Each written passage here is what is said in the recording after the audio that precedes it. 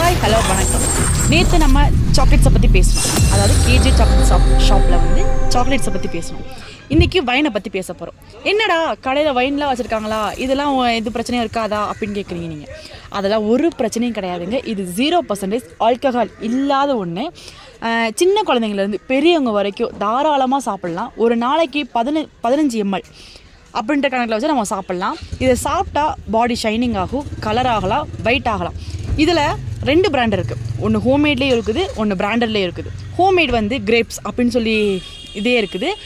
இன்னொரு பிராண்டட் அப்படின்னாலே lady Broek, can Broek அப்படின்னு சொல்லி 2 பிராண்டடில் இருக்குது.